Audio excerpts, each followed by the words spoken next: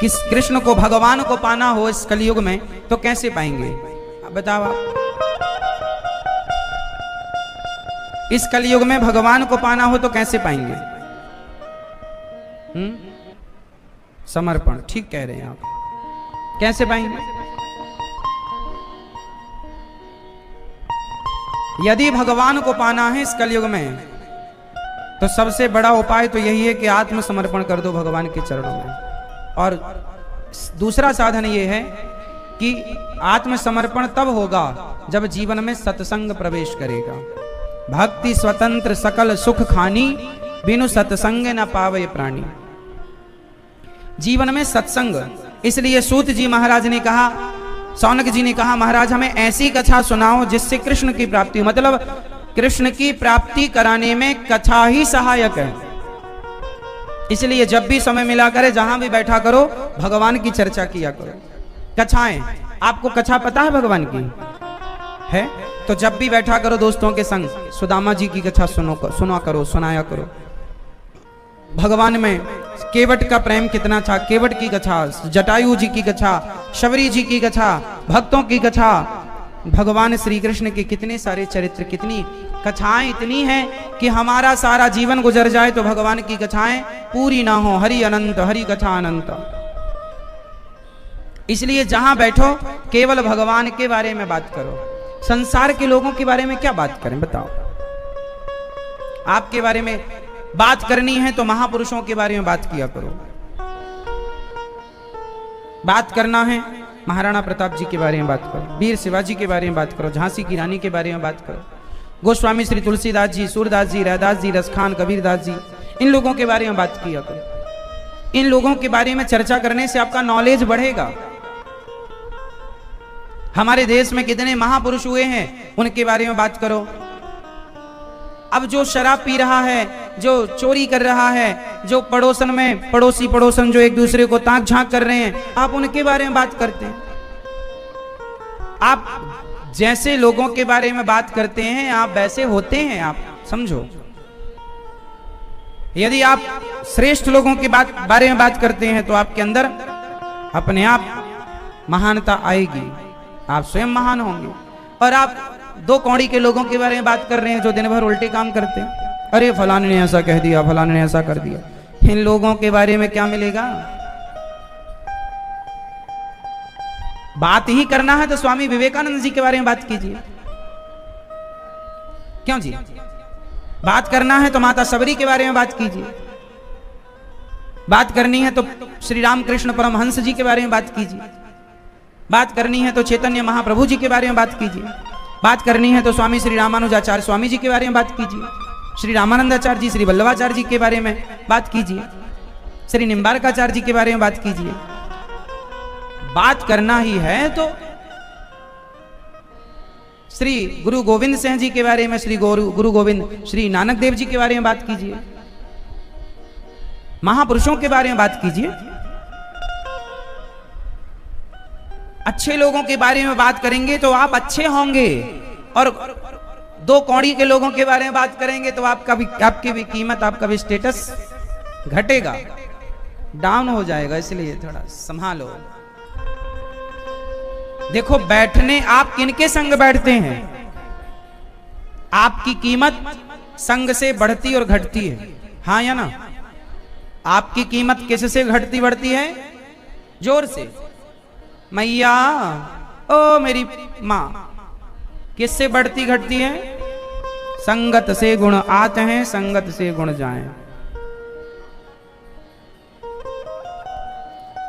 सोनार की तराजू में यदि एक मक्खी भी बैठ जाती है ना, तो मक्खी भी 2-3 हजार की हो जाती है। जिस तरफ बैठेगी उस तरफ फायदा कराएगी।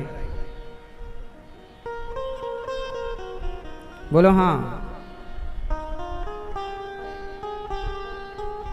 मक्खी यदि सुनार की तराजू में बैठ जाए, सोने की तरफ बैठ जाए तो सोने का थोड़ा सा वजन बढ़ा देगी। 1 ग्राम की यदि मक्खी हुई और बाट की तरफ बैठ गई तो 1 ग्राम वजन बढ़ा देगी। उसकी भी कीमत होगी कि नहीं? हजारों में हो गई। यदि मक्खी सुनार की तराजू में बैठ जाए तो उसकी भी कीमत बढ़ जाती है, और यदि सब्जी भाजी तौलने वाली तराजू में जाके टमाटर आलू तौलने वाली तराजू में मक्खी बैठ जाए तो उसकी कोई कीमत नहीं है। तो मक्खी की कीमत भी संग से बढ़ गई, सुनार की संगति कर ली तो कीमत बढ़ गई। इसलिए संगति मेरी माँ, आप यदि अच्छे संग, आप यदि सत्संग में बैठते हैं, कीर्तन में बैठते हैं, अच्छे लोगों के बारे में, अच्छे लोगों के बीच में बैठते हैं, सक्सेसफुल लोगों के बीच में बैठते हैं, तो आप भी सक्सेस हो ही जाएंगे। और आप उन लोगों के बीच में बैठते हैं जो सक्सेस ही नहीं है, जो खुद परेशान हैं, रोजगार के पीछे भाग रहे हैं, नहीं मिल रहा काम, रो रहे हैं, रोने वालों के बीच में बैठोगे तो आप भी रोएंगे। और यदि आप भी अच्छे लोगों की संगति करेंगे तो आप अपने आप अच्छे होंगे। बोलो हाँ। अब आपके दोस्त कैसे हैं? टपोरी लोग, कोई काम के नहीं, दिन भर रोते, अरे रोजगार नहीं, अरे काम नहीं, उनके बीच में आप भी बैठ बैठ के रो रहे हैं।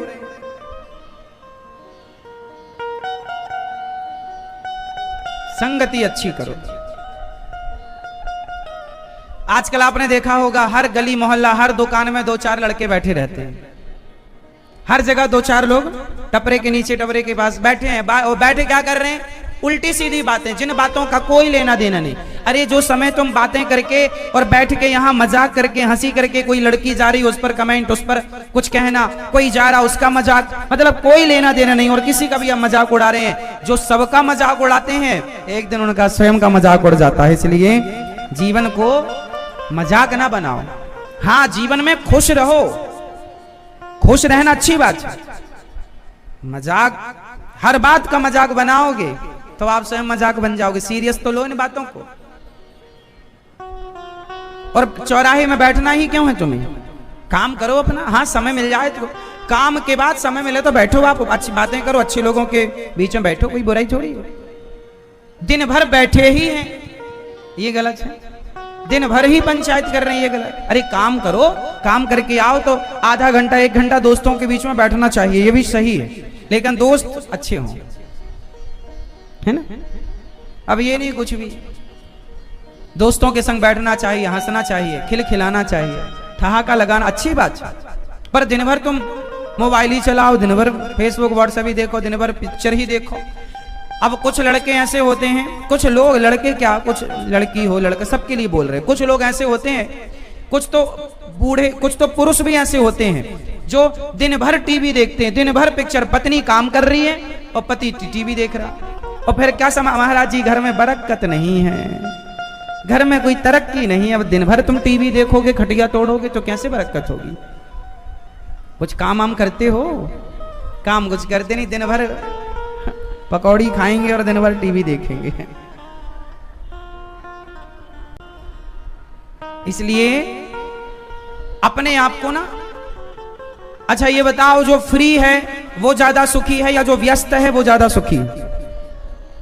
बोलो जोर से।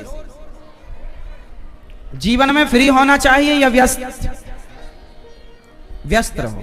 काम, कोई भी काम करो, छोटा हो काम करो, बड़ा हो काम करो, और जिससे प्रॉफिट हो वो काम करो।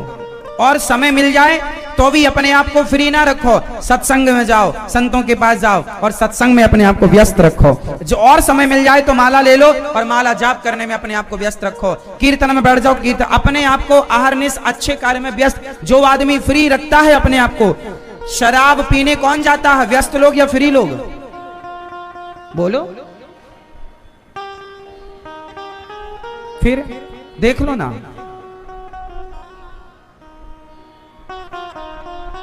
जीवन में अपने आप को व्यस्त रखो, काम से जोड़ के रखो, कार्य करते रहो। काम करने के बाद खेत जाओ, दुकान चलाओ, व्यापार करो, फैक्ट्री चलाओ, कार्य करो। उसके बाद समय मिले तो थोड़ा सत्संग में व्यस्त रखो, अच्छे दोस्तों के बीच में अच्छी बातों में व्यस्त रखो। समय मिल जाए तो थोड़ा कीर्तन भजन में व्यस्त रखो, और समय मिल जाए तो सवेरे 1-2 माला अपने आप को माला में व्यस्त रखो। 2 नाम जपो भगवान का, श्रीमन नारायण चरणौ शरणम प्रपद्ये श्रीमते नारायणाय नमः। आजकल लोग क्या हैं? फ्री हैं। क्या चल रहा है बता भैया, थोड़ा गुटखा देना जरा, गुटखा खा रहे हैं गुटखा, वो गुटखा खरीदने की भी औकात नहीं हो, खा रहे हैं गुटखा। तुम दोगे तो खाएंगे, है ना। कुछ लोग बीड़ी मांगते, भैया एक बीड़ी देना जरा, जब बीड़ी पी रहे हो और बीड़ी खरीदने की भी हैसियत नहीं है। ऐसे भी लोग हैं ना, बीड़ी पिएंगे पर बीड़ी रख नहीं पाते, गुटखा खाएंगे पर गुटखा खरीदने की ताकत नहीं है। खाने का शौक है पर खरीदने का, क्योंकि खरीदने के लिए आप काम करना पड़ेगा। काम करो, अपनी इच्छाएं सही करो पहले तो, अपनी जरूरतें, वो जरूरतें रखो जो जरूरतें वास्तविक में हैं, उचित जरूरतें होनी चाहिए, अनुचित जरूरतें नहीं होनी चाहिए।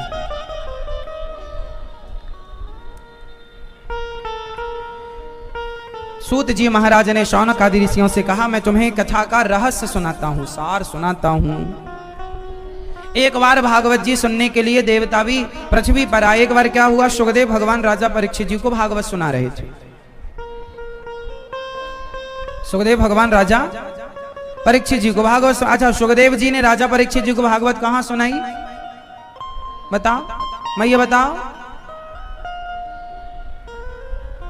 मैया। सुखदेव जी ने राजा परीक्षित को भागवत कहां सुनाई थी,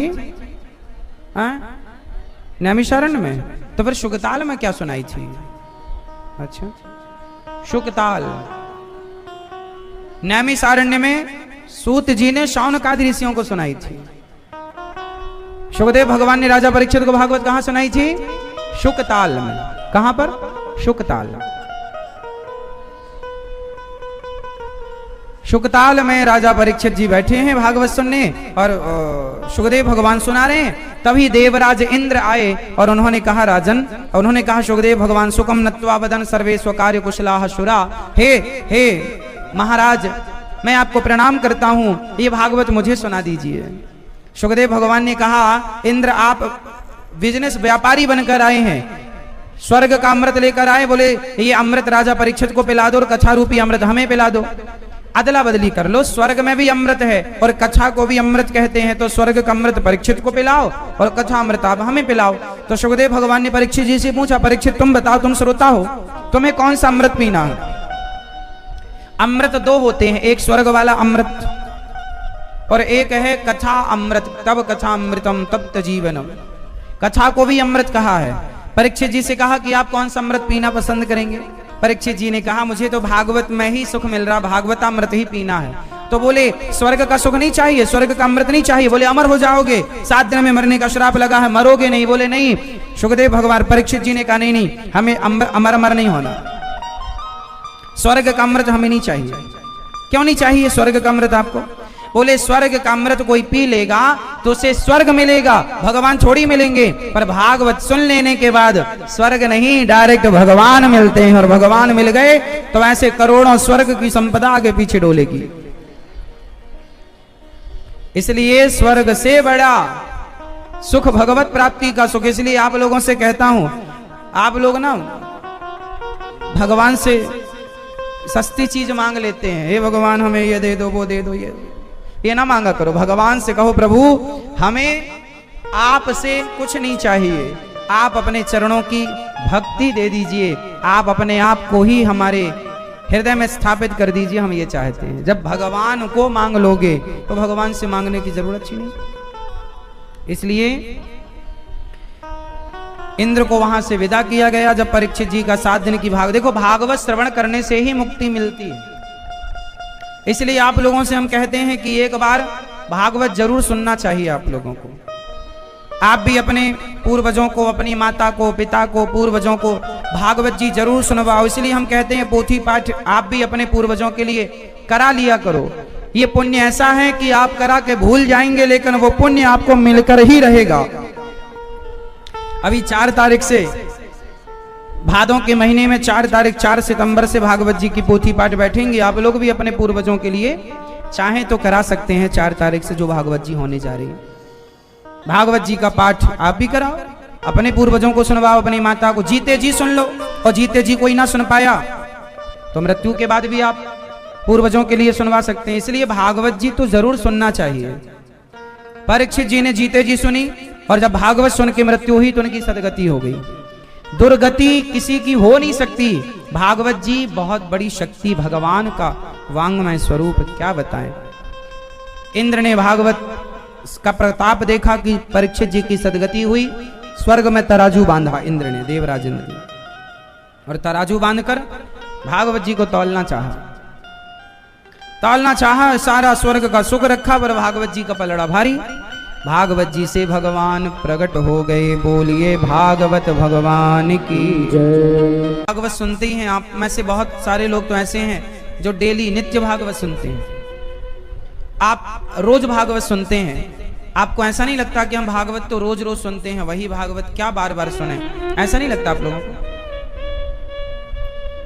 यदि किसी को ऐसा लगने लग जाए अरे वही तो भागवत है, वही तो सत्संग, क्या रोज रोज सत्संग, क्या रोज रोज कथा, वही तो है, यदि आपको ऐसा लगने लग जाए, इसका मतलब ये हुआ कि आपने कथा के रहस्य को और कथा के रस को जाना नहीं, रस विशेष जाना तिन नाही।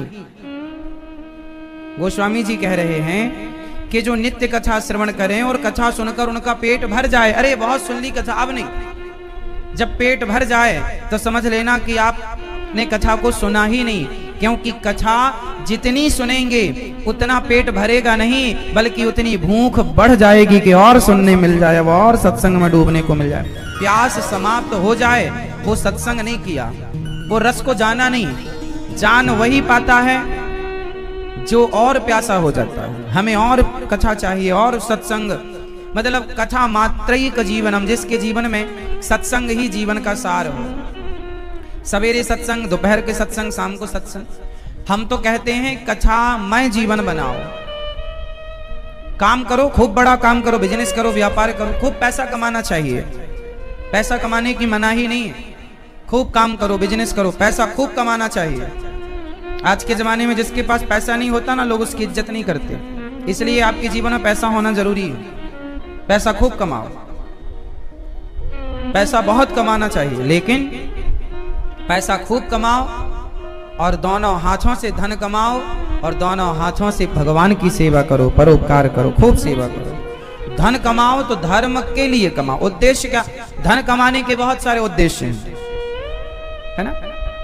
कोई धन कमाता है शराब पीने के लिए, कोई सोचता है पैसे मिल जाए तो गांजा पी लें, कोई सोचता है पैसा मिल जाए तो मांस खा लें, कोई मांस के लिए धन कमाता है, कोई शराब के लिए धन कमाता है, कोई वैश्याओं के लिए धन कमाता है कि पैसा मिलेगा तो पर स्त्री गमन कर लेंगे, सुरा सुंदरी के पीछे भागते हैं, मुजरा देखने जाते हैं, भांगड़ा डिस्को करने जाते हैं, वारों में क्या करने जाते हैं लोग। तो कुछ लोग पैसा कमाते हैं तो वो सुरा और सुंदरी में खर्च करते हैं। हम तो कहते हैं केवल नजरिया बदल लो, पैसा खूब कमाओ पर सुरा और सुंदरी के लिए नहीं, सेवा और परोपकार, भगवान की सेवा के लिए पैसा कमाओ। खूब पैसा हो पर खर्च कहाँ हो? सेवा में, समाज की सेवा, दीन दुखियों की सेवा। क्योंकि संसार में पैसा खर्च करके भी आपको मिलेगा क्या? आप शराब पी लो महंगी से महंगी, इससे बनना कुछ नहीं, बिगड़ना ही है। पराई स्त्री में पैसा लुटाने से कुछ लोग ना, देखा नहीं आप लोगों ने, आजकल नाचने वाली नचनियां आती हैं तो लोग उनके ऊपर पैसे उड़ाते हैं। नचनिया, एक स्त्री चमड़ी के लिए पैसे बर्बाद कर रहे हैं, भोगों के लिए। इसलिए हमारे यहाँ कहा गया है शादी कर लो, विवाह कर लो, और विवाह करके अपनी पत्नी के संग रहो, पति के संग रहो, और खूब सांसारिक सुख ले लो, और लेकर मन हटा लो वहां से, देख लो कि क्या सुख है ना। पराई स्त्री पराई पुरुष में दृष्टि लगाना बहुत बड़ा पाप है, लोग यही खर्च कर देते हैं। सही है या नहीं? आजकल के जितने नौजवान लड़के हैं, अधिकांश, सब नहीं, 95% लड़के है ना, पढ़ेंगे लिखेंगे कम, लड़कियों से दोस्ती करेंगे ज्यादा। दिन भर वो किसी ना किसी लड़की के चक्कर में भागते हैं, क्योंकि आजकल के यूथ को, आजकल के लड़कों को दिमाग में ये भरा गया है कि तुम्हें कोई ना कोई लड़की अपने पास रखनी चाहिए।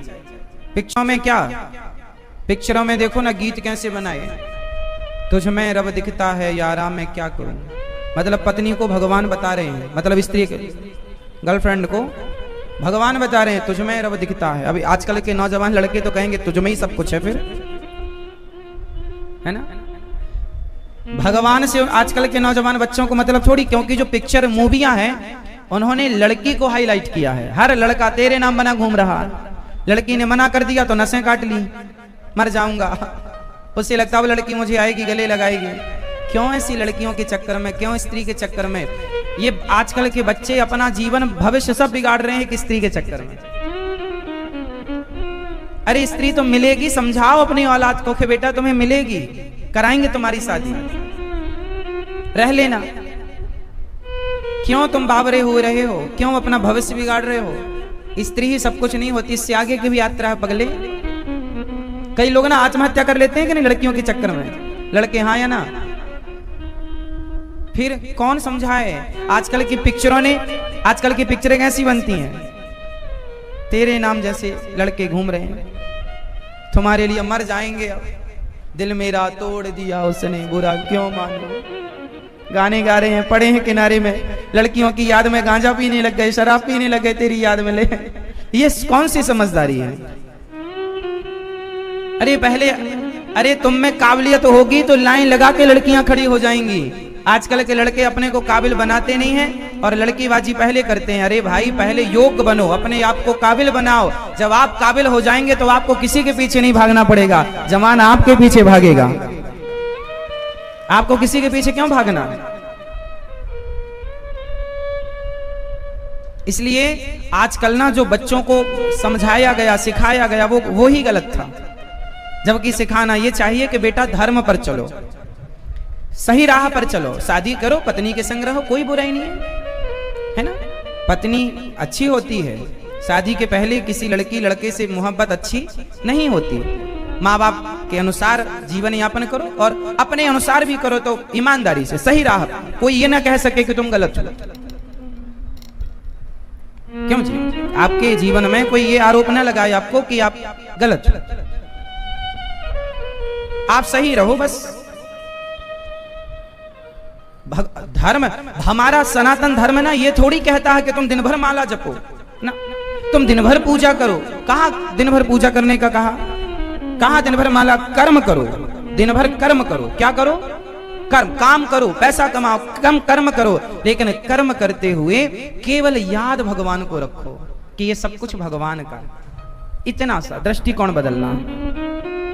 अभी हम इस दृष्टिकोण से कार्य करते हैं कि मैं इस फैक्ट्री का मालिक हूं, मैं इस फैक्ट्री को संभालता हूं। अब थोड़ा सा ये नजरिया बदल दो कि नहीं, मैं नहीं संभालता, सब भगवान संभालते हैं। ये प्रभु का, भगवान का है, श्याम सुंदर का है। हम भगवान के कार्य करता है, ईश्वर ने हमें जिम्मेदारी दी है, हम उसे निभा रहे हैं। खत्म बात। केवल नजरिया, दृष्टिकोण बदलना।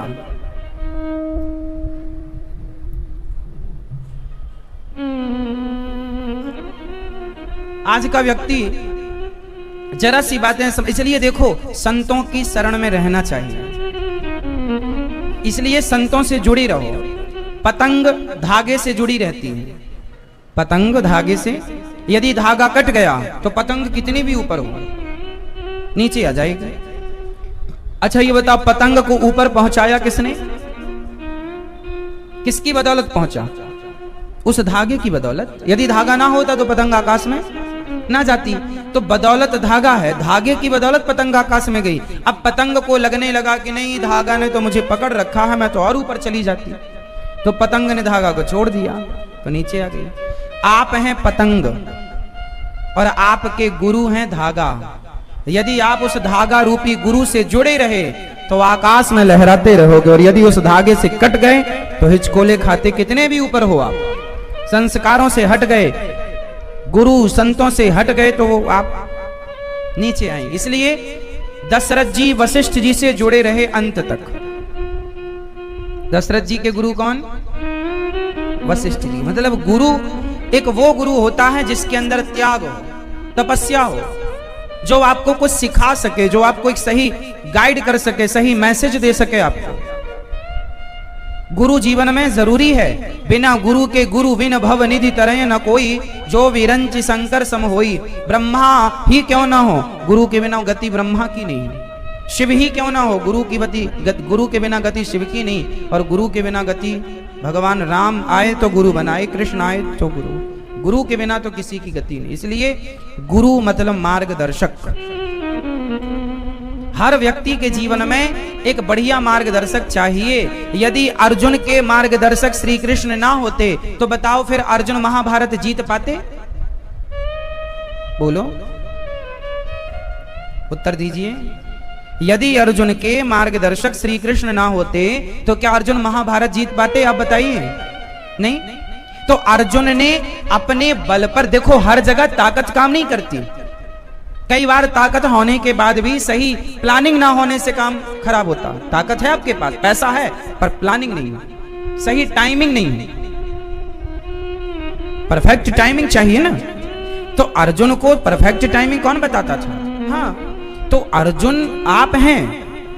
अर्जुन तो आप जितने यहां बैठे हैं, सुन रहे हैं, आप सब अर्जुन हैं। लेकिन अर्जुन भी तब काम करता है जब गाइड करने वाले, समझाने वाले श्री कृष्ण हो। तो आपके जीवन में एक कृष्ण की कमी, और कृष्ण कौन है? कृष्णम वंदे जगत गुरुम, गुरु ही कृष्ण की भूमिका अदा करता है। इसलिए जीवन में, सबके जीवन में एक गुरु होना चाहिए। वो गुरु जो आपको सही मार्गदर्शन करे, और गुरु लेकिन ऐसा होना चाहिए जिसके अंदर स्वार्थ ना हो, निष्काम और निष्कपट होना चाहिए। यदि गुरु के अंदर स्वार्थ हुआ तो फिर वो अपने शिष्य को सही राह नहीं दिखा सकता, क्योंकि वो स्वार्थ के अनुसार काम करेगा। इसलिए गुरु कैसे होते हैं? इसलिए दशरथ जी के गुरु वशिष्ठ जी जंगल में झोपड़ी बना के रहते थे।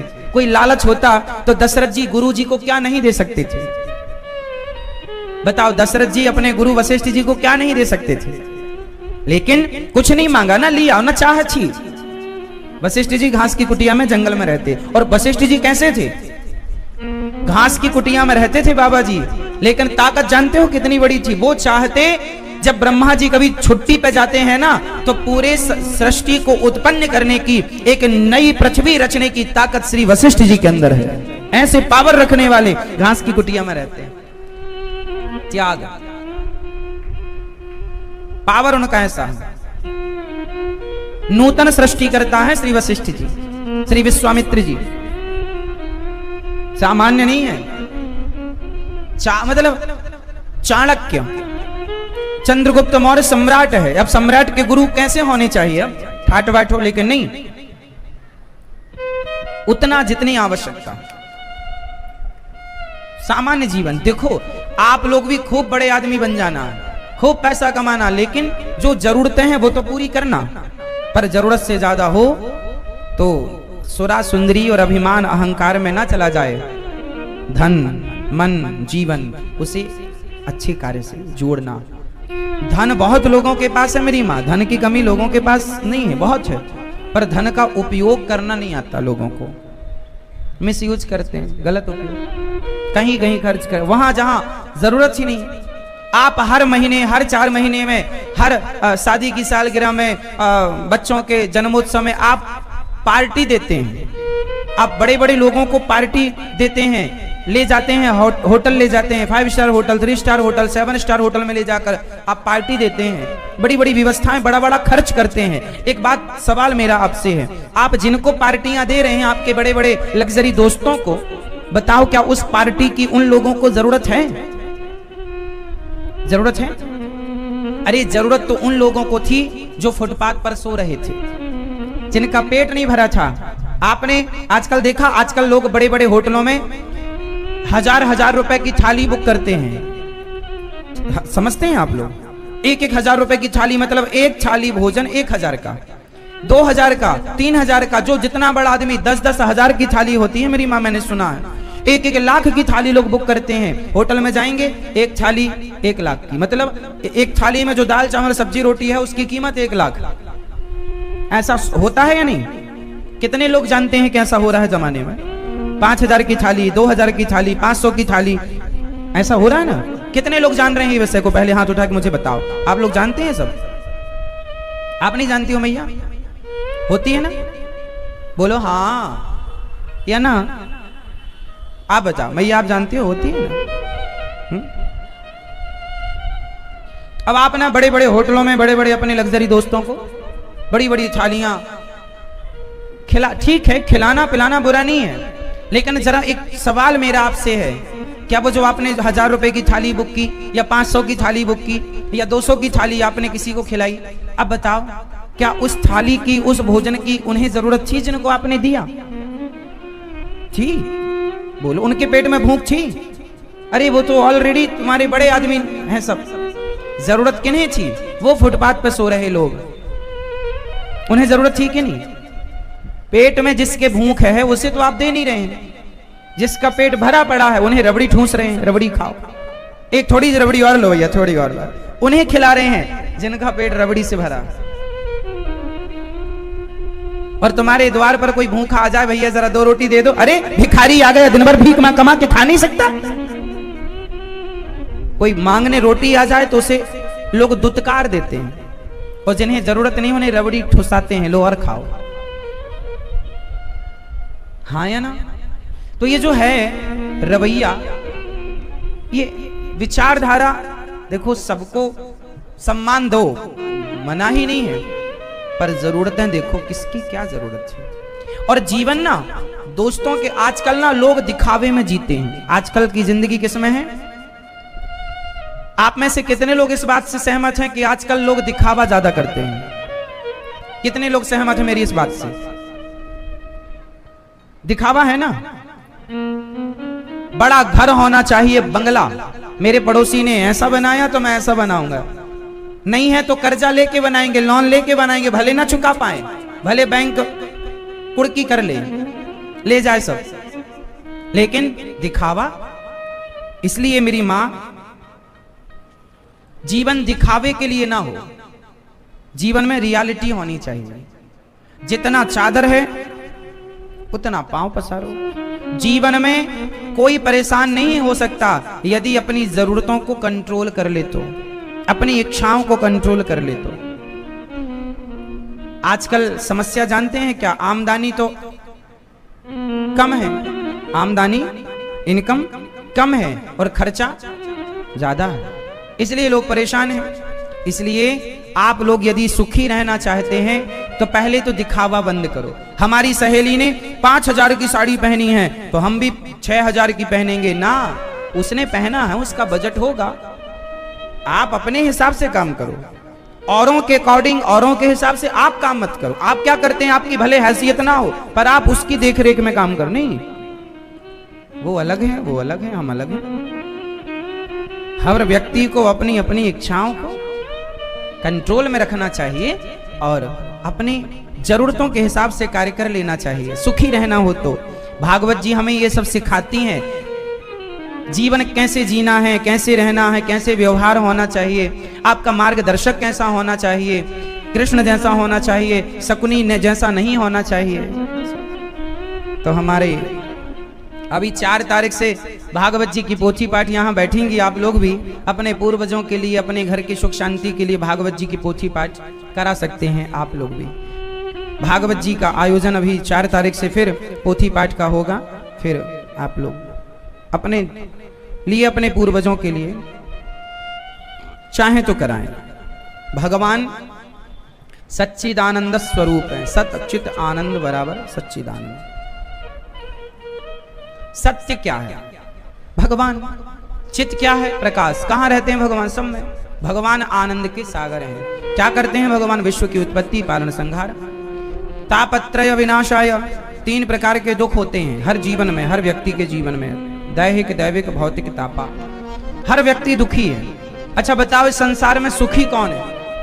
आप लोग उत्तर दो, आप बताओ सुखी कौन? नहीं मालूम? दादाजी, ओ मोबाइल वाले दादाजी, सबसे सुखी कौन है संसार में? हाँ? सबसे सुखी कौन है? हाँ? आप बताओ सुखी कौन? आप बताओ भैया। कोई नहीं। सुखी कौन? जिसके जीवन में बहुत इच्छाएं हैं वो सुखी है कि दुखी है? बोलो बोलो। जिसकी बहुत इच्छाएं हैं वो दुखी है, और जिसके जीवन में कोई इच्छा नहीं है वो?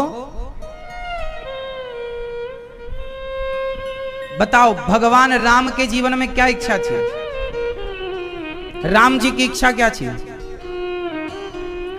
दशरथ जी ने कहा तुम राजा बन जाओ, ठीक है पिताजी। दशरथ जी ने कहा तुम वनवास चले जाओ, ठीक है पिताजी। ना तो राम जी की इच्छा राजा बनने की थी, ना तो अयोध्या के सिंहासन पर बैठ करके शासन करने की थी। हमारी कोई इच्छा नहीं। पिताजी ने कहा राजा बन जाना, ठीक है बन जाएंगे। वनवास भेज दिया, उसी समय चले गए। कोई शिकायत नहीं कि तुमने ये कहा था वो क्यों, नहीं नहीं, जो आप चाहो, हमारी कोई इच्छा नहीं। जीवन में सुखी होने के मंत्र लोग ढूंढते हैं ना, ये मंत्र हैं इच्छाओं को समाप्त, राम जी की तरह। अच्छा, माता सीता जी को फिर भी इच्छा थी क्या? माता सीता को क्या इच्छा थी बताओ? माता सीता की क्या इच्छा थी आप बताओ? आप बताओ। अच्छा बताओ, माता सीता के जीवन में इतना दुख क्यों आया? रावण उठा के क्यों ले गए माता सीता को? बोलो जरा। ओ मैया को जगाओ, सोने लगी मेरी माँ, सुना। चलो बताओ, माता सीता के जीवन में क्या इच्छा थी? माता सीता के जीवन में दुख क्यों आया? आप बताओ मैया, चश्मा वाली मैया मेरी माँ। क्योंकि माता सीता के जीवन में एक इच्छा थी। क्या? मुझे सोने का मृग चाहिए। माता सीता की इच्छा क्या थी? राम जी से क्या कहा? मुझे ये सोने का, ये इच्छा थी ना। माता सीता ने इच्छा रखी कि मुझे सोने का मृग चाहिए, और उसी इच्छा के कारण माता सीता के जीवन में दुख आया। बोलो हाँ, हाँ या ना? मैया, ओ पंचायती मैया, ओ भैया, ओ बोतल वाले भैया, क्या ट्रैफिक ठीक कर रहे हैं? चलो बताओ, माता सीता के जीवन में दुख क्यों आया? क्योंकि उनके पास क्या थी? इच्छा थी, सोने के मृग की कामना थी, इच्छा थी, इसलिए उनके जीवन में दुख आया। रावण उठा कर ले गया।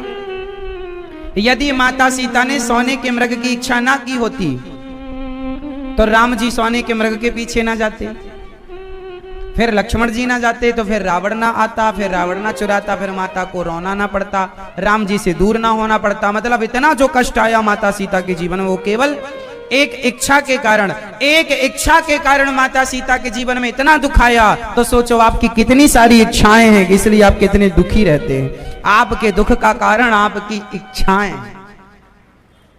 बोलो हाँ या ना? माता सीता के जीवन की एक इच्छा ने उन्हें इतना परेशान किया, तो आपकी कितनी इच्छाएं? आपकी इच्छाएं तो आप ही ना गिन पाएंगे, इतनी है ना? एक इच्छा इतनी कष्टदायी है, तो और इच्छाएं कितनी कष्टदायी होंगी।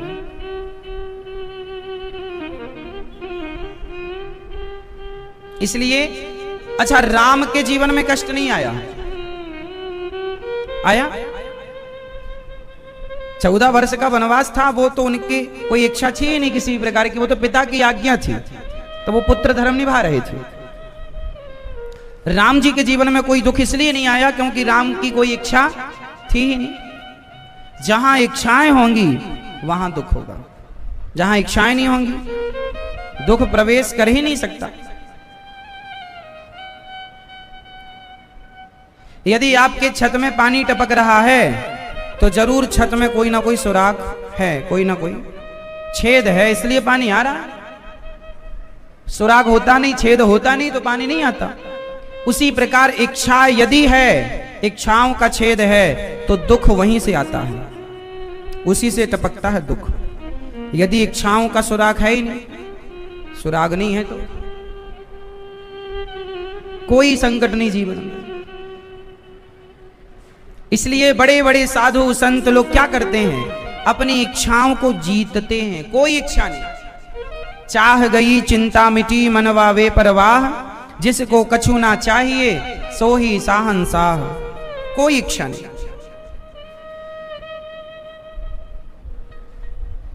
भगवान विश्व की उत्पत्ति पालन संहार सारे दुखों से बचाते हैं। ऐसे श्री कृष्ण को, राधा सहित भगवान श्री कृष्ण को हम प्रणाम करते हैं। यं प्रव्रजन्तमनुपेतमपेतकृत्यं द्वैपायनो विरह कातर आजुहाव पुत्रेति तन्मयतया तर्वोऽभिनेदुस् तं सर्वभूतहृदयं मुनिमानतोऽस्मि।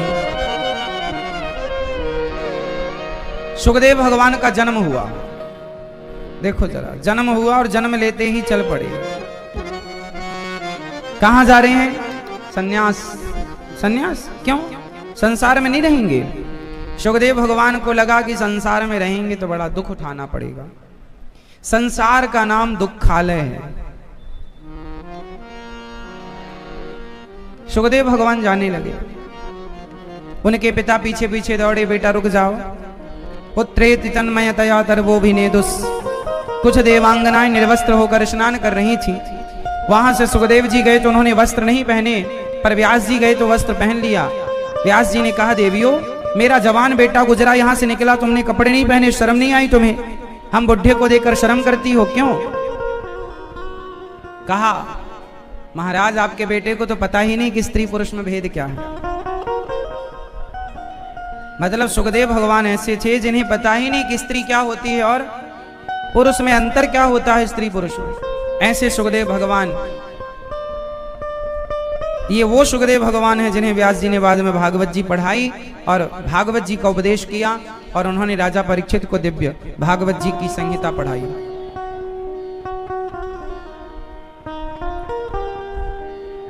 88,000 ऋषि नैमिषारण्य में बैठे हैं और संतों के बीच में सूत जी का आगमन हुआ। तब शौनक आदि ऋषियों ने सूत जी से कहा, कृष्ण प्राप्ति करम शाश्वत साधनम तद्वदाधुना। कृष्ण की प्राप्ति हो ऐसा क्या करें हम? अच्छा ये बताओ, कृष्ण की प्राप्ति कैसे होती है?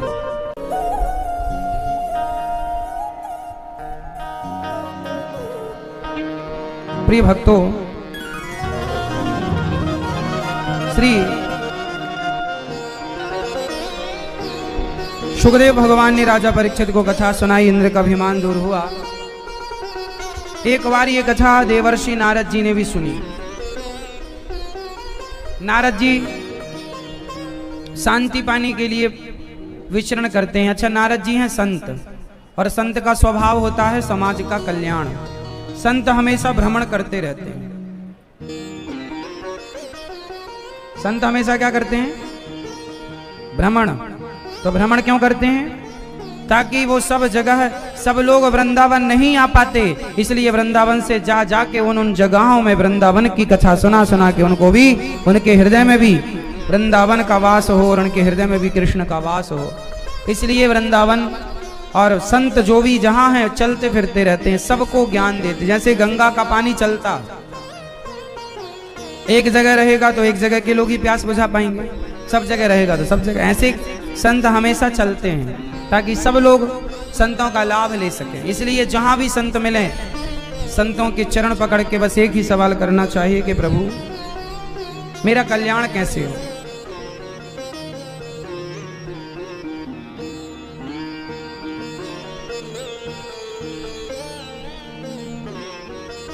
मेरा उद्धार कैसे हो, ऐसी प्रार्थना सभी संतों के चरणों में करनी चाहिए। मेरे कल्याण का प्रभु कोई मार्ग प्रशस्त कीजिए, मेरे कल्याण का कोई साधन बताइए।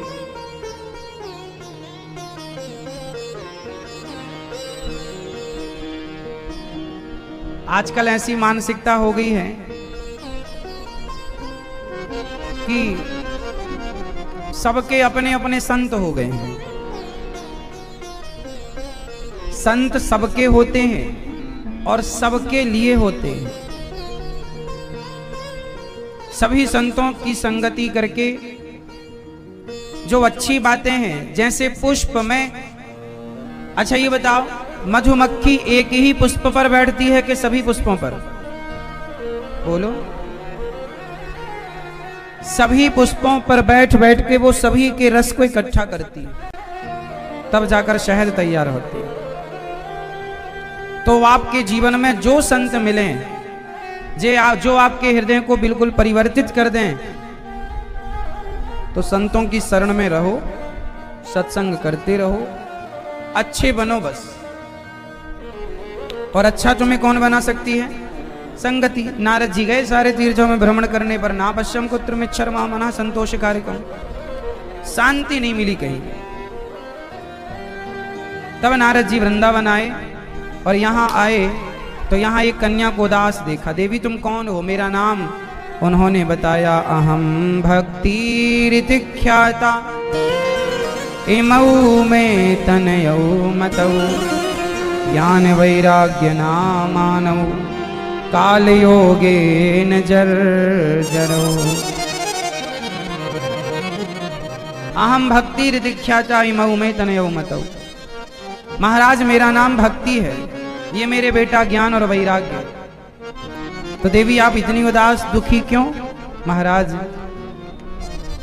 ये मेरा बेटा बूढ़ा हो गया। देखो माँ जवान, बेटा बूढ़ा, कलयुग है ना ये। ज्ञान वैराग्य बूढ़े हो गए। ज्ञान वैराग्य बूढ़े हो गए, इसका तात्पर्य क्या है? आजकल ना ज्ञान बचा नहीं है। आजकल ज्ञान केवल लड़ाई झगड़े के काम आ रहा है। वो ज्ञान समाप्त हो गया जो ज्ञान भगवत प्राप्ति में सहायक था। अब वो ज्ञान कहां बचा? आजकल किसी को ज्यादा ज्ञान हो जाए तो वो अभिमानी हो जाता है। विद्या विवादाय धनम मदाय, है ना? यदि किसी को विद्या विवादाय धनम मदाय शक्ति परेशान परिपीडनाय खलस्य साधो विपरीत में तत् ज्ञानाय दानाय च रक्षणाय। विद्या आज विवाद का कारण बन गई। आजकल लोग ज्ञानी हो गए, जरा सा पढ़ लिया, ज्ञानी हम ज्ञानी हो गए, लो झगड़ा चालू स्टार्ट। आजकल लोग ये कहते हैं, ये सिद्ध करना कि मैं ज्यादा, लोग क्या कहते हैं कि मैं ज्यादा जानता हूं, तुम कुछ नहीं जानते। आज जहां भी आप आप ट्रेन में जाइए, नुक्कड़ में देखिए, गली चौराहे में देखिए, वहां पर एक आदमी यदि कुछ कह रहा है तो वहां पर दूसरा ये कहने की कोशिश करेगा, तुम क्या जानते हो, तुमसे ज्यादा तो मैं जानू, वो अपनी बात। और वो पहले वाला कहेगा, नहीं तुम क्या जानते हो, मैं। वो कहता तेरा ज्ञान कम है, वो कहता तेरा ज्ञान, बोले मैं ज्यादा जानता हूं, मैं ज्यादा। इस चक्कर में वो लड़ाई कर लेते हैं, वो अपने आप को ज्ञानी मान लेते हैं। तो आजकल लोग ज्ञानी यदि थोड़ा सा ज्ञान हासिल कर भी लें तो वो झगड़े के काम पे लाते हैं, जबकि ज्ञान झगड़े के लिए नहीं होता, ज्ञान तो आनंद के लिए होता। ज्ञान मतलब आनंद। आपके पास ज्ञान है तो आप उस ज्ञान से आनंदित रहिए, खुश रहिए, प्रसन्न रहिए, औरों को उस ज्ञान से प्रसन्न रखिए। ये नहीं कि आपके पास ज्ञान है तो आप दूसरों को नीचा दिखाएं, आप दूसरों को गलत सिद्ध कर दें, तुम गलत हो। ज्ञान का अर्थ ये नहीं। आजकल बड़े बड़े ज्ञानी ऐसा ही कार्य कर रहे हैं, बस लोगों को नीचा दिखाने का, आलोचनाएं करने में लगे हैं, निंदाएं करने में लगे हैं।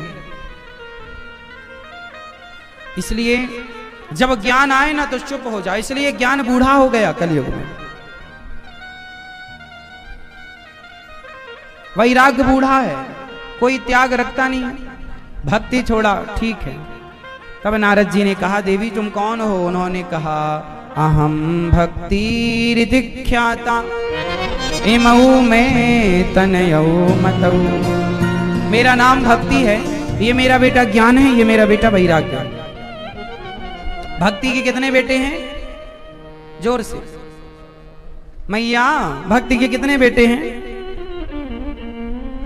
आप बताओ, भक्ति के कितने बेटे हैं? कौन कौन? आप बताओ, भक्ति के कितने बेटे हैं? दादाजी आप? हाँ, भक्ति के 2 बेटे हैं, ज्ञान और वैराग्य। बताते ही तो जा रहे हैं। भक्ति के कितने बेटे मैया? अच्छा, भक्ति के बेटे हैं तो आपके अंदर यदि भक्ति है, बोलो हाँ। आपके अंदर भक्ति है, बोलो हाँ या ना। यदि है तो अकेली भक्ति नहीं होनी चाहिए, बेटे कहाँ हैं? मतलब भक्ति वो ज्यादा अच्छी है कि भक्त को ज्ञान भी हो और संसार से त्याग भी रखे, वैराग्य भी हो। अब भक्ति तो है पर संसार से चिपका है तो उसकी भक्ति पुत्रवती नहीं है। और स्त्री की शोभा पुत्र से है, इसलिए पुत्र भक्ति के दो बेटे हैं, ज्ञान वैराग्य। तो आपके अंदर भक्ति है तो जिसके अंदर भक्ति होगी उसके अंदर ज्ञान ऑटोमेटिक होगा। जैसे मीरा के अंदर भक्ति थी तो मीरा ने बहुत पढ़ाई नहीं की, संतों की संगति तो की है, तो मीरा ने देखो बिना पढ़े लिखे कितने बढ़िया बढ़िया पद गाए कि आज तक हम लोग उन पदों को गा गा करके अपनी भक्ति को कृतार्थ करते, अपनी वाणी को कृतार्थ करते हैं। पायो जी मैंने राम रतन धन पायो, क्या बढ़िया पद गाए मीरा जी ने। जबकि देखो भक्ति आएगी ना तो ज्ञान अपने आप आएगा, क्योंकि मां होगी तो बेटा होगा। तो आपके अंदर यदि भक्ति है तो ज्ञान भी होना चाहिए, और ज्ञान लड़ने झगड़ने वाला नहीं, आनंद देने वाला। मीरा के पास ज्ञान था तो वो झगड़ा नहीं करती थी, वो तो गली गली हरि गुण मैया ओ मेरी मां, वो तो गली गली हरि गुण गाने लगी। तो हरि गुण गाने के लिए ज्ञान मिला है, झगड़ा करने के लिए ज्ञान। तो भक्ति से ज्ञान और फिर वैराग्य। जीवन में क्या चाहिए? ज्ञान भी चाहिए और त्याग भी चाहिए। क्या चाहिए मेरी मां? त्याग, वैराग्य। आज के लोगों के अंदर ना त्याग बिल्कुल नहीं है। बताओ त्याग है मैया? आज के आदमी के अंदर ना, आज के लोगों के अंदर त्याग नहीं है। बूढ़े बूढ़े लोग पैसे के पीछे भाग रहे हैं।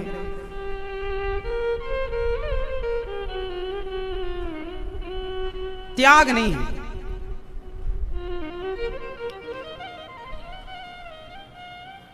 गृहस्थों की कौन कहे, आज तो विरक्तों के अंदर भी त्याग नहीं है। जो विरक्त ही है उनके अंदर भी त्याग नहीं है। हाँ या ना? तो त्याग की कमी है आजकल। त्याग बहुत कठिन हो रहा है। इसलिए आप लोग थोड़ा ना त्याग रखो। भक्ति भी हो आपके अंदर, ज्ञान भी हो और वैराग्य भी हो। वैराग्य मीन्स ज्यादा अटैचमेंट ना रखो घर परिवार से। पत्नी, अब तुम बूढ़े हो गए, बाल बाल पक गए, अब तो बालों ने भी रंग बदल दिया, अब तुम भी तो अपने रंग बदलो। अब तो रंग बदलो अपने। धीरे धीरे मन हटाओ। अब बेटा बड़ा हो गया, पत्नी समझदार है, बेटा बड़ा, पत्नी, कुछ लोगों की तो पत्नी चली भी गई। अब पत्नी चली गई तो तुम तो फुर्सत हो गए, बेटा विवाह गया, बेटी सब सेटल है, अब अपना भजन में लगो। श्री नामदेव जी, श्री नाम सुना होगा आप लोगों ने, एक संत हुए हैं श्री नरसी जी, नरसी मेहता। जब नरसी मेहता, एक नरसी जी नाम के भक्त थे, बचपन से ही वो बोलते नहीं थे, गूंगा और बहरे दोनों थे। उनकी जो दादी थी ना, ले जाया करती थी रोज मंदिर, साधु संतों के पांव पड़वाती और बोलती है महाराज बच्चे को आशीर्वाद दो, कृपा करो ये कुछ बोलने लग जाए, कुछ सुनने लग जाए। एक संत जी के पास गई तो संत जी बड़े अच्छे संत थे, भगवान शंकर के स्वरूप माने जाते हैं। उन्होंने कहा तेरा बेटा बोलेगा भी और सुनेगा भी, महाराज बुलवाओ। तो संत जी ने बच्चे को बुलाया और कान में बोला, बोलो राधे श्याम। तो नरसी जी ने बोला राधे श्याम। मैया खुश हो गई, दादी अरे महाराज सुना बोला, सुना बोला। नाचवे लग गई। बाबा जी तो काम कर गए, अब तो नाच नाच के भैया को छोरा को लेके नाचवे लगी। दादी, नरसी जी के माँ बाप थे नहीं, बड़े भाई थे और दादी थी, माँ बाप गुजर गए। अब दादी का बुढ़ापा था, दादी को लगा मैं मर जाऊंगी तो नरसी का ब्याह करा दूं, तो उन्होंने एक बढ़िया सी दुल्हन ले आई और नरसी जी का विवाह कराया। अब नरसी जी का ब्याह तो हो गया, पर नरसी जी कुछ कमाते तो थे नहीं, बड़े भाई नौकरी करते थे, तो बड़े भाई लाते थे कमा कर, तो भौजाई ताने मार कर ले। नरसी जी बोले एक दिन भाभी से, भाभी जी थोड़ी गरम गरम रोटी दे दो। हाँ हाँ, तुम्हारा बाप ही तो कमा के रखता है, गरम गरम रोटी दे दो, कमाते धमाते हो नहीं, बस पड़े पड़े खाते हो। लो भैया, ताने इतने मारे, इतना अपमान किया नरसिंह जी का कि नरसिंह जी को लगा बात तो सही है, मैं कुछ करता धरता तो हूं नहीं। तो नरसिंह जी निकल गए घर से। अच्छा, नरसिंह जी एक ही काम करते थे बस, सवेरे से शाम तक राधे कृष्ण राधे कृष्ण राधे कृष्ण राधे कृष्ण, केवल राधे कृष्ण का जाप। नरसिंह जी घर छोड़कर जंगल में चले और एक शिव जी का मंदिर था भरे जंगल में, कोई नहीं दूर दूर तक। नरसिंह जी वहां शिवलिंग पर अपना माथा टिकाकर लेट गए, थके थे तो सो गए, मूर्छित हो गए। और जब सोए ना गहरी नींद में, तो वहां से शंकर जी जब गुजरे तो शंकर जी ने देखा कि मेरा कोई भक्त पड़ा है। तो शंकर जी प्रकट हो गए, अरे बेटा वरदान मांगो, क्या चाहते हो? उस बच्चे ने कहा, हे भोलेनाथ कुछ ना चाहिए। शंकर जी ने कहा, वर मांग लो कुछ। तब नरसिंह जी ने कहा, बाबा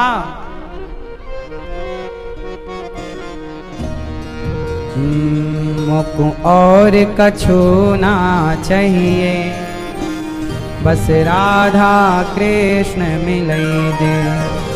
बाबा, शंकर जी से क्या मांगा नरसिंह जी ने? मुझको और कछु ना चाहिए, बस राधा कृष्ण मिलई दे।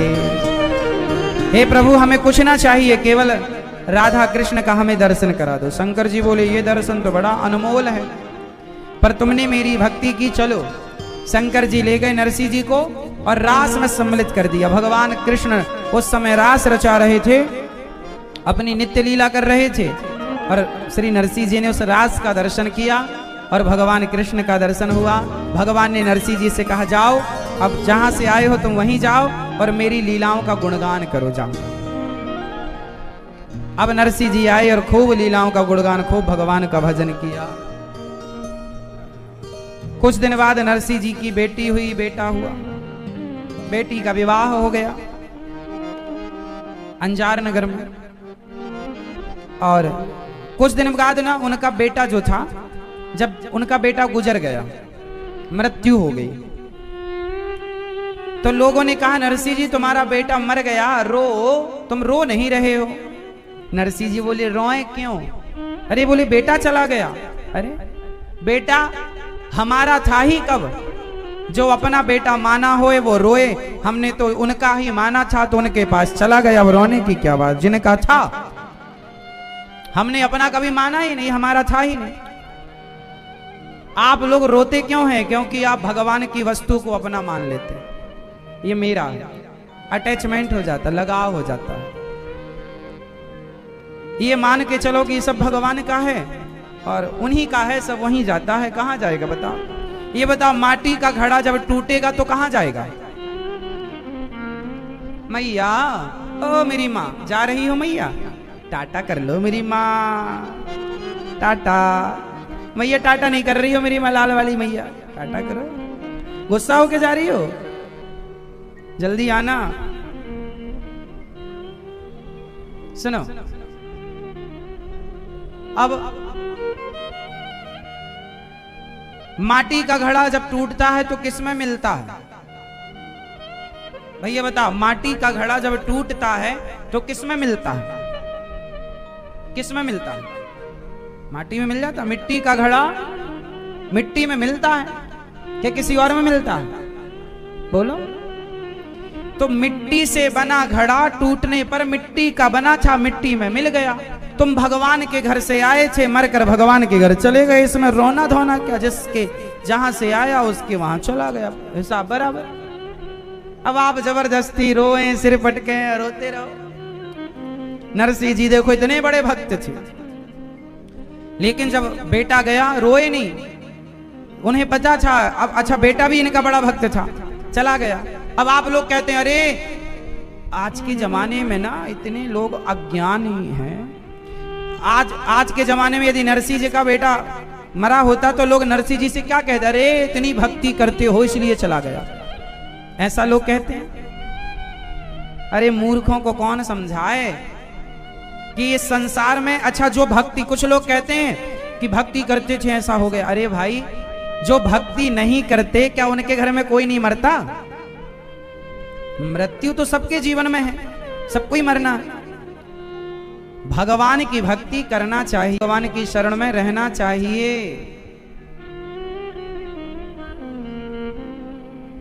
ये मरना जीना तो लगा रहेगा। आप भक्ति करते हैं इसका मतलब ये नहीं कि आप मरेंगे ही नहीं। हाँ, आपकी मृत्यु अच्छी होगी और आप परम धाम को जाएंगे। इसलिए अब आप ये ना सोचने लग जाना कि जी हम तो बड़े भक्त, हम मरेंगे ही नहीं। अमर होने के लिए भक्ति मत करना। अमर होने के लिए तो रावण भी भक्ति नहीं कर पाया। अमरता का वरदान तो रावण नहीं प्राप्त कर पाया, तुम कर लोगे। ये मृत्यु लोक है, यहाँ तो आना जाना लगा। हाँ, पर तुम्हारी गति बढ़िया होगी। इसलिए ये बिल्कुल नहीं सोचना चाहिए कि फलाने तो इतने बड़े भक्त थे, फिर मर कैसे गए। क्यों मरेंगे नहीं? तो श्री नरसिंह जी के बेटे की जब मृत्यु हुई तो उन्होंने कहा भगवान का था, भगवान के यहां गया, परेशान होने की जरूरत नहीं। लो भैया, एक दिन निमंत्रण आया नरसिंह जी की बेटी का विवाह था, तो मायरा भरने जाना था। मायरा समझते हैं? भांजे का विवाह होता है तो मामा के घर से जाता है सामान, उस प्रोसेस को, उस सामान को मायरा कहते हैं। भात भरना, मायरा भरना, दौरिया भरना, ऐसा सबकी अलग अलग भाषाएं हैं। तिलक। तो श्री नरसिंह जी के यहां निमंत्रण आया। अब नरसिंह जी के यहां निमंत्रण आया कि भाई मायरे में ये लेकर आना है, पूरी लिस्ट। अब नरसिंह जी तो कुछ था नहीं, चंदन वंदन भरे और चली गाड़ी। गाड़ी भी नहीं, भैया से गाड़ी मांगने गए तो भैया ने गाड़ी देने से मना कर दिया। तो किसी ने बूढ़े बैल दे दिए, किसी ने एक गाड़ी का पहिया दे दिया, किसी ने टूटी गाड़ी दी, उसमें जोड़ जाड़ के अपनी तैयार की। और सारे संत चल पड़े। और अब जब चले तो गाड़ी जैसे ही नगर से निकली, लोग बड़ा मजाक उड़ाए नरसिंह जी का, लेकिन विश्वास था नरसिंह जी को, हम भगवान के भरोसे जा रहे हैं। अब नरसिंह जी की जब गाड़ी चली और एक जंगल में पहुंची तो वहां गाड़ी टूट गई। और जब गाड़ी रात के टूटी तो द्वारिकाधीश जाग गए। रुक्मणी मैया बोली क्या हुआ? बोले भक्त की गाड़ी टूट गई। तो भगवान बोले गाड़ी टूट गई। रुक्मणी जी बोली तो विश्वकर्मा जी को भेज दो, बना देंगे। भगवान बोले किसी और की गाड़ी टूटती तो मैं विश्वकर्मा को भेजता, पर मेरी गाड़ी, मेरे भक्त की गाड़ी टूटी है तो मैं स्वयं जाऊंगा अपने भक्त की गाड़ी बनाने। नारद जी महाराज ने भक्ति ज्ञान वैराग्य को देखा कि उदास हैं। संतों ने कहा इन्हें भागवत सुनाओ तब इनका दुख दूर होगा। भागवत संतों ने, संत कादियों ने कहा भागवत सुनवाओ। हरिद्वार की पावन धरती पर भागवत जी का आयोजन किया गया। 3 आसन बिछाई गई भक्ति ज्ञान और वैराग्य के लिए। कथा प्रारंभ हुई। कथा सुनने भक्ति ज्ञान वैराग्य आए। कथा की महिमा हुई और भक्ति ज्ञान वैराग्य प्रकट हो गए। सदा सेव्या श्रीमद् भागवती कथा प्रकट हो गए भगवान। और जब प्रकट भये तो भगवान, भक्ति ने कहा महाराज मैं कहां बैठूं? बोले जाओ भक्तों का हृदय खाली है। सब भक्तों के हृदय में जाकर भक्ति बैठ गई। भागवत वह हैं जो भक्ति ज्ञान और वैराग्य को भी दुख से दूर कर दे, मतलब उनके दुख को भी दूर करने वाला वो ग्रंथ भागवत जी हैं जो सबके दुख को दूर करते। इसलिए हम कहते हैं भागवत जरूर सुना करो। अब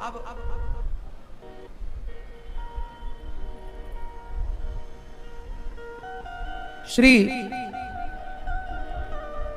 नारद जी महाराज सनकादियों से बोले महाराज कोई पुण्यात्मा व्यक्ति भागवत से तर जाए तो आश्चर्य नहीं, पापी भागवत से तर जाए तो आश्चर्य नहीं।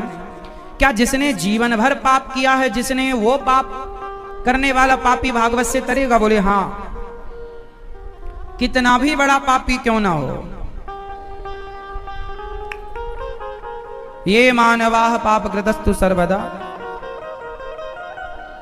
कितना भी बड़ा पापी क्यों ना हो, सदा दुराचार रता विमार्गिगाः क्रोधाग्नि दग्धः कुटिलाश्च कामिनः सप्ताह यज्ञेन कलौ पुनन्ति ते। कितना भी बड़ा पापी क्यों ना हो भागवत जी से तर जाएगा। कोई पापी तरा, हाँ, धुंधकारी। धुंधकारी नाम का एक पापी था जो कि बहुत बड़ा पापी था। वो अपनी मां और अपने पिता पर अत्याचार करता था, धुंधकारी।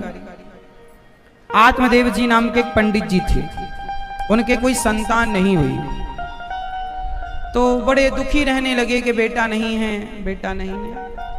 अच्छा, बेटा होना चाहिए जीवन में या नहीं होना चाहिए? बता, बेटा होना चाहिए कि नहीं होना चाहिए? होना चाहिए। तो फिर कैसा बेटा होना चाहिए? राम जैसा या रावण जैसा? कैसा बेटा चाहते हैं आप लोग? बेटा होना तो चाहिए मेरी मां, लेकिन यदि आपने उस होने वाले बेटे को सही संस्कार नहीं दिए तो फिर आपको यह जरूर लगेगा कि इससे अच्छा तो ना होता तो ही अच्छा था।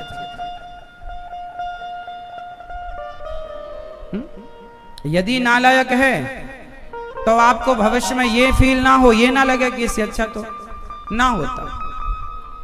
इसलिए बेटा पैदा कर लेना बड़ी बात नहीं है, हो ही जाता। बेटे को संस्कारवान बनाना बड़ा कठिन है। आज के यूथ को, आज के बच्चों को संस्कार की शिक्षा देना हर माँ बाप के लिए चुनौती है। आप लोग इस चुनौती को स्वीकार कर लें और यदि बच्चों के प्रति सजग हो जाएं, जागरूक हो जाएं तो कितना बढ़िया हो जाए। लेकिन आज लोग जागरूक नहीं हो पाते अपने बच्चों को लेकर।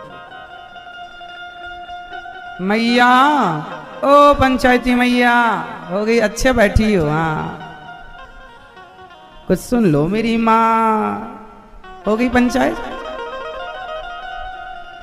सुनो। बेटा होना अच्छी बात है। आत्मदेव जी को नहीं हुआ, बड़े परेशान। लोग तरह तरह की बातें करते हैं, तुम्हारे बेटा नहीं है, बेटा नहीं है। एक दिन किसी पड़ोसी ने बहुत ताने मार दिया, तुम्हारे घर बेटा नहीं है इसलिए ऐसा ऐसा। आत्मदेव जी निकल गए, अब मैं आत्महत्या कर लूंगा। संसार की बातें बड़ी कड़वी होती हैं। अच्छा बताओ, किसी स्त्री को बेटा ना हो तो वो स्त्री भाग्यशाली है या अभागिन है? उत्तर दो। किसी स्त्री के बेटा यदि ना हो तो वो स्त्री भाग्यशाली है या अभागिन है? उत्तर दो, बता। कुछ लोग कहते हैं ना कि तेरे तो बेटा नहीं है, तू अभागिन है। कुछ लोग ऐसा कह देते हैं। यदि आप कहें कि किसी स्त्री को कि तेरे बेटा नहीं है इसलिए लोग उसे अभागिन कहें, तो फिर बताओ मीराबाई के भी तो बेटा नहीं था, तो क्या मीराबाई अभागिन है? नहीं।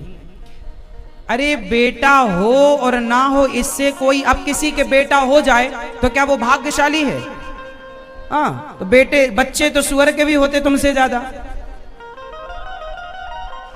अब किसी के बेटा हो गया तो आपने कहा बड़ा भाग्य। नहीं, भाग्यशाली वो नहीं है जिसके बेटा होता है या बेटा नहीं होता, बल्कि भाग्यशाली वो मीरा है जिनके जीवन में बेटा नहीं था, लेकिन उन्होंने भगवान से ऐसा संबंध रखा, भगवान को प्राप्त किया, भगवान को पा लेने के बाद फिर किसी चीज को पाने की जरूरत नहीं पड़ती। इसलिए भाग्यशाली वो है जिसके हृदय में भगवान के प्रति प्रेम है, उनके चरणों में प्रेम है। जो भगवान के श्री चरणों में प्रेम करते हैं, जो भगवान से प्रेम करते हैं, वो भाग्यशाली हैं। और जो बेटा बेटी से प्रेम करें वो भाग्यशाली थोड़ी हैं, वो अभागे हैं जो संसार से मोहब्बत करते हैं। इसलिए आप किसी स्त्री को ये ना कहा करो कि अरे तेरे तो बेटा नहीं है, तेरे तो बेटा नहीं है ना। बेटा किसी को क्यों नहीं होता, इसका कारण ये है कि बेटा हमेशा माँ बाप का कर्जा चुकाने आता है। ऋण जिसके सिर पर था उसका ऋण उतारने बेटा आया, जिसके सिर पर ऋण था ही नहीं, उसे भगवान ने कहा कि तुम कोई ऋण में थे नहीं उलझे, इसीलिए तुम्हें जरूरत ही नहीं है। इसलिए भगवान ने उसे सबसे मुक्त रखा। बेटा बेटा, आजकल बेटा वाले लोग ज्यादा परेशान हैं। बोलो हाँ। अब आप कहेंगे अच्छा ये बताओ आपको बेटा क्यों चाहिए? आजकल सबको एक बेटा चाहिए कम से कम। सारे लोग बेटा पैदा करने में लगे हुए हैं। बेटा हो जाए महाराज, आशीर्वाद दो, बेटा हो, सब बेटा। देवी देवताओं के मंदिर में जा रहे हैं, टोना टोटका सब करवा रहे हैं, इसलिए बेटा हो जाए, बस बेटा हो जाए। सब प्रकार से आप परेशान हैं, यंत्र मंत्र तंत्र जैसे हो, आपको बेटा चाहते हैं। बस हो गई पंचायत दादाजी, ये देखो, हाँ कर लो पंचायत अच्छी। तो आजकल सबको बेटा चाहिए, सबको बेटा चाहिए। सब लोग परेशान हैं, जिनको बेटा नहीं होता वो रोते हैं, बेटा नहीं है, बेटा नहीं है। सबको बेटा चाहिए। क्या करोगे बेटों का? क्या करोगे? एक सवाल कर लूं मैं आपसे, बताओ आप बेटे का क्या करेंगे? आपके बेटा हो जाए तो आप क्या करेंगे? आदमी बेटा क्यों चाहता है? क्यों बेटा पैदा करना चाहता है सब कोई? क्यों? उत्तर दो। क्यों? कुल का नाम रोशन करेगा इसलिए। अरे कुल का नाम तुम ही रोशन नहीं कर पाए, अपने कुल का तुम्हारा बेटा क्या करेगा? बेटे से कराते हो, खुद क्यों नहीं कर लेते? स्वामी विवेकानंद जी ने अपने कुल का नाम स्वयं रोशन किया। उन्होंने ये नहीं सोचा बेटा होगा तब नाम रोशन करेगा। ले कितनी बड़ी मूर्खता है। बोले महाराज जी हमारे वंश को आगे बढ़ाएगा। क्या करोगे वंश आगे बढ़ाकर? श्री चैतन्य महाप्रभु जी का वंश आगे बढ़ा? क्या उनके कोई संतान थी? अरे भाई, आप और हम सब भगवान की भक्ति जब करते हैं ना, ये संसार भगवान से प्रकट हुआ है और भगवान में ही समा जाएगा। भगवान को प्राप्त करने, उनके चरणों में मन लगाने आए हो। भगवान करे आपके बेटे हो जाएं, लेकिन ना होएं तो रोया ना करो। ये तो होना ना होना ईश्वर की मर्जी है। और जिनके बेटे हैं ना वो सेवा नहीं करते। आजकल 2-2, 3-3 बेटे हैं। गौरी गोपाल वृद्धाश्रम है ना, ऐसी ऐसी माताएं यहां रहती हैं जिनके 4-4 बेटे हैं, 5-5 बेटे हैं, 2 बेटे हैं, पर सेवा एक भी नहीं करता। 2 रोटी नहीं और गिलास और पानी देने का कोई सहारा नहीं है।